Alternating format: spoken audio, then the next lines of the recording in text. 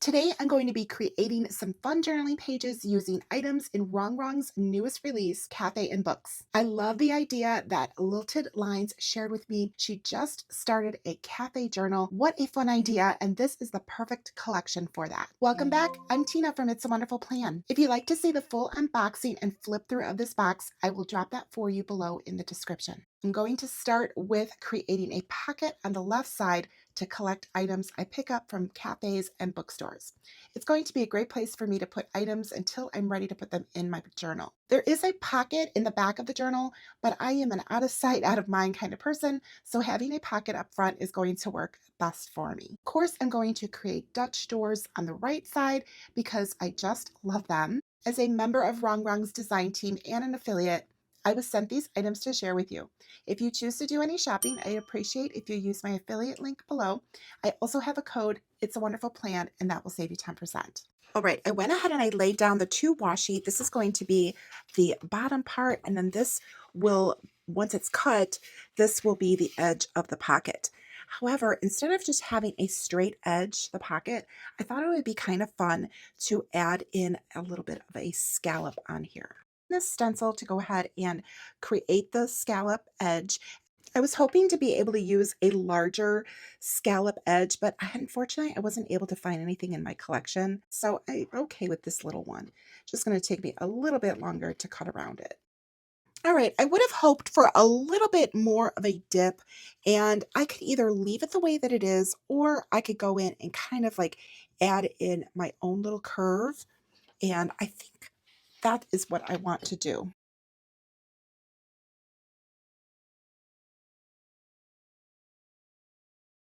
All right, so I did not have to use that stencil after all, because I really like the way that that turned out much better. So anyway, sort of have to live by trying things out, seeing what's going to work best for you, and then of course you sort of like go from there, right? Learn from your mistakes if you want to say it was a mistake. I think it was just more of like a learning curve, right? Okay, now I'm going to add the adhesive on here and I will have my pocket. I always like to make sure that I put something underneath the page that I am applying the adhesive to, because that way I could get to the very edge of the page without it like getting everywhere. And what I will do is I will just close the journal. That's the best way to just go ahead and adhere these pages. All right, and here it is. My pocket is all ready to go. Love that. Now I want to work on the right side, and I'm only going to do 2 pages. This one right here will be the Dutch door, and then this one here is going to be the base. I really like this large washi, so I'm going to be using this one down here. I like to leave some extension there. It's just easier for me to see like where this ends when I lay the page on top of it. I'm going to be using these illustrated boxes. I think that they are so beautiful, and I really want to bring these in like right away when I open up my journal. So I have a few to choose from here. Some of them are like boxes.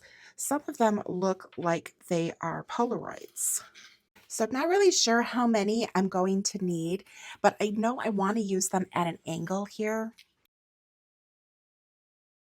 So 3 of them will fit on this page, the length of the page, very nicely. I just kind of need to figure out the placement because they are going to overlap just a little bit, but I don't want to cover too much of it, and I don't want to cut out a lot of it. I'm also trying to figure out the exact angle that I want to lay these down. I decided on the placement, so now I'm going to cut around the boxes.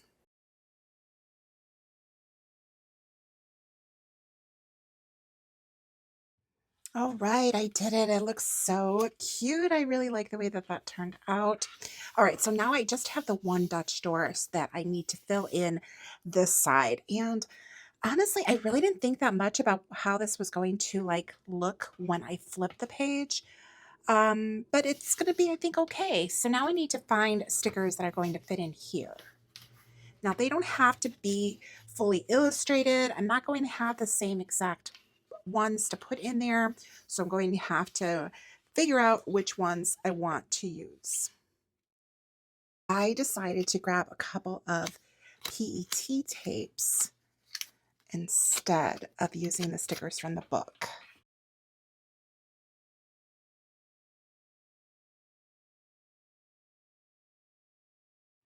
All right, I like the way that that came together. I think that's really, really cute. All right, I really like these larger letters in here, and I want to use the blue to put a heading on here, and I want the heading to be index. Now I'm picking the blue because I have this red right here, but I realize I do have a lot of blue on here, but if I do the red, it's almost going to be like too much red, like too close to each other. So I know I want to use this beautiful illustration of the girls sitting in front of the cafe and the coffee and books. I wanted to actually say coffee and book shop or shops or cafes and bookstores. Maybe that's what it should say. I'm just trying to figure out how I want to put this image down and how I want this whole side to really kind of come together. And do I really want it to say index on this page, or do I want it to maybe say index on the next page? That might actually be a better option. One of the things that came in this box was this whole roll of PET alphabet stickers and these really cute little like letter beads. I'm using these to go ahead and create my own heading. And that's the nice thing about having just alphabet stickers. You don't have to worry about like finding the right words or the right quotes because you could just create your own.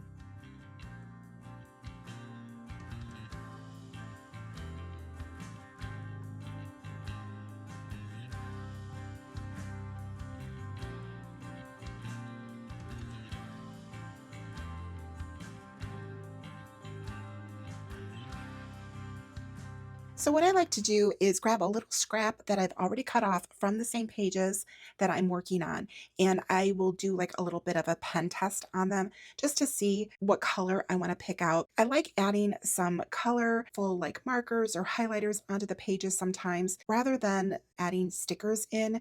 Just adding a little bit of color really does like make the whole thing really pop. I can either write on those lines or I could just leave them as is. I always position the book in a way that's going to be most comfortable for me to go ahead and write in. The nice thing about the dot grid is that you can really follow along those lines. You do want to kind of decide like, are you going to skip a line or how you actually want to draw these out before you start. I've noticed that my go-to always seems to be the Tombos. I just really like the way that they fill in the space between the dot grid, and it's just like one fluid motion. I try not to stop. I try to carry the line all the way through, because when you do stop, then you start getting like that overlapping of the color, and I don't like the way that that looks.